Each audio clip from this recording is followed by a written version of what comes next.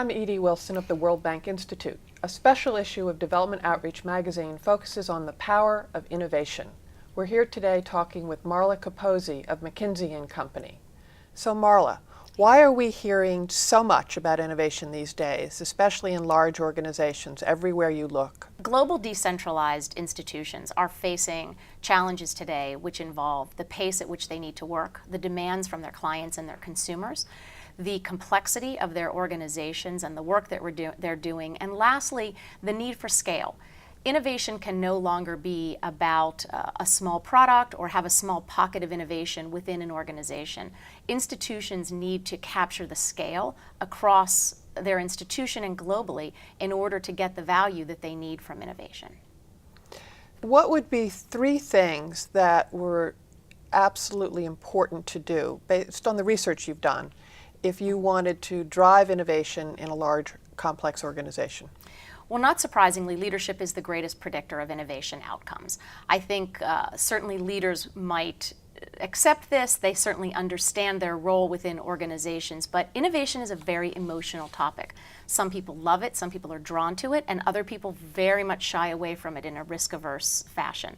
So the role that leaders play in terms of their support of innovation, their managing and driving of innovation, the role that they play in decision making is a very, very important, not just signal to the organization, but helps to drive and make things happen within the institution. Secondly, which is one of the things that leaders must do, is frame innovation. Innovation means many different things to many different people. For some people in an institution, innovation means incremental changes that they make to their work every day to be more efficient and effective. A very, very important part of innovation. To other people, innovation means creating a new market, creating a new product that people have never seen before, and the wide spectrum of definitions in between. So in order for organizations to be effective, leaders need to frame innovation. They need to say, innovation for our institution means the following. It means delivering better service to clients. It means new products. It means operational effectiveness. It means some combination of those things. And it means it around a set of topics. So the more framing that you can do for staff and employees, the more innovation that leaders will get out of those staff and employees. It's a bit counterintuitive because people think that white space drives innovation, and actually constraint and framing drives innovation more effectively. And what's the third thing? So the third thing would be making innovation a part of the organization.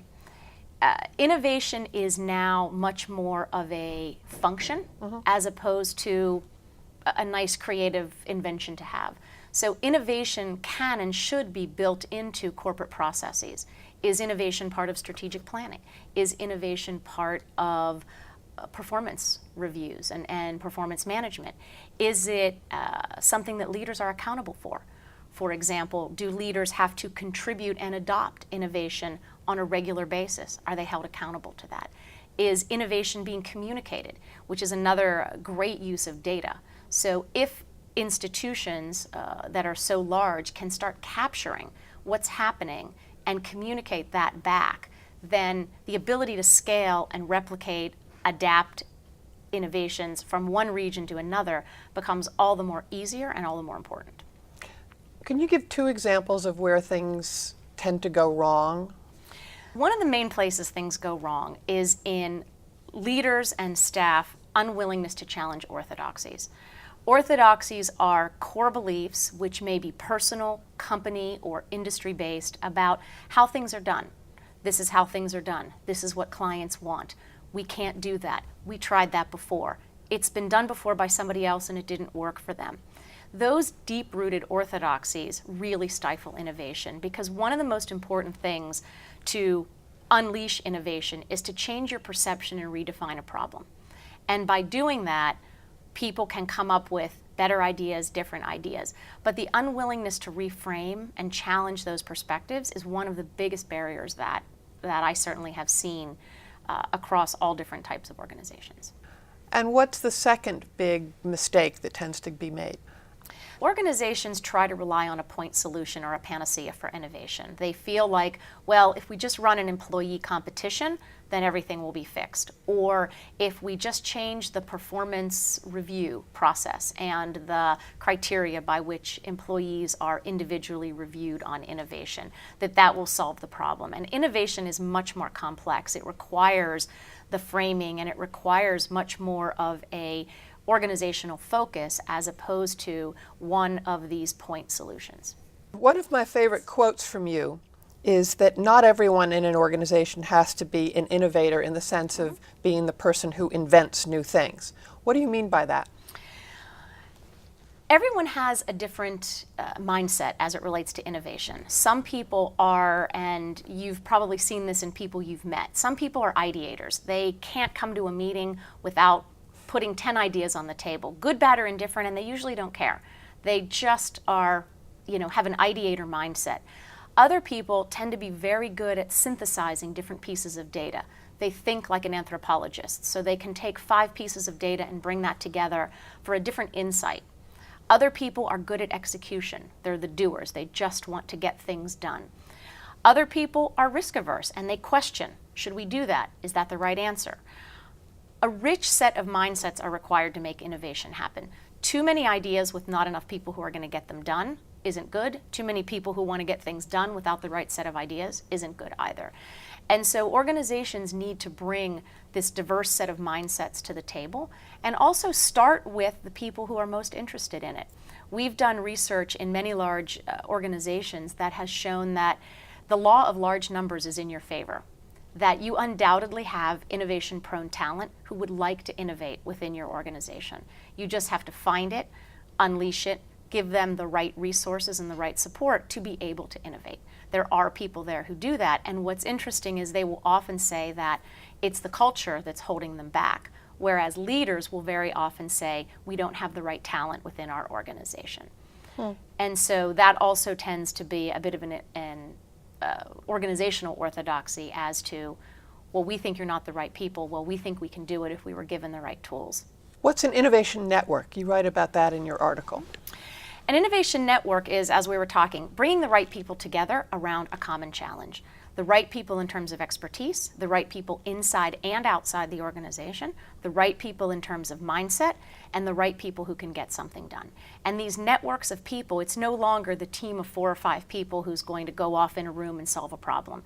The complexity of the challenges, the expertise that is required from outside the organization and inside the organization requires that you connect people in different ways, whether it's in person or virtually or through social collaboration technologies, but you need to bring those people together in a network and that they feel part of something, they feel they're accomplishing something, and they're all aligned around a common challenge with a set of deliverables and outputs along the way.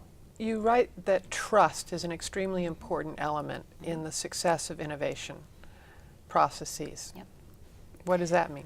So trust is actually the most important corporate value that will result in an innovative culture, interestingly. You would think that it might be openness to new ideas or willingness to experiment, but it is actually trust and engagement. And what that means from an employee or a staff point of view is, do they have the mindset that says, I feel safe putting my ideas on the table because I know that it's the right thing to do. And even if my idea isn't selected, I still want to put my idea on the table because I feel like it will further progress the result. As opposed to somebody saying, it's just not worth it to put my idea on the table because I know that somebody's going to shut it down. I know that it's not going to be implemented and it feels just like too much trouble, so I'm not going to share my ideas. That's the worst possible outcome because that fear and complacency has set in. Whereas on the trust and engagement side, people come to work 110%. They're engaged in what they're doing. They care about the outcome. They want to put their ideas. They want to get to the best answer. Well, let me conclude by asking about the interaction between older people in an organization and younger. Leaders tend to be the older people, and yet as we've seen in Google and Facebook and you name the birth of Microsoft, the power of young people to be innovative and to see things completely different is enormous. How does an established organization harness the energy and the talent of young people? They first of all have to give them a voice and a channel for their voices, which is really important. They need to be able to put their ideas on the table. And then it comes back to the orthodoxies of the leaders. The leaders have to not only listen, but be open-minded enough to understand the implications of what the young people are saying. If they stay with their orthodoxies that says, that's a really interesting idea, but you're just a kid, you don't understand how this institution works, you don't really understand clients. If that's the mindset within the leadership, then it's going to be very hard for those ideas to be implemented. And eventually the young staff will get frustrated because they'll realize pretty quickly that their ideas are just getting put on the table and nothing's happening to them. Nobody ever expects that every idea they have gets shot to the top or gets implemented, but some have to go through. And there has to be a channel for them to be heard, and there has to be a willingness for them to be heard and really understood in terms of what problem are they solving. That then connects back to the framing of innovation. So if you've framed innovation and people are coming to you with ideas around what you want to hear about, and you're open enough to hear those ideas, then that's a nice circle of change, as opposed to somewhere along the way there being a blocking point. Thank you so much for talking to us, and thank you for Edith. your article. It's a pleasure.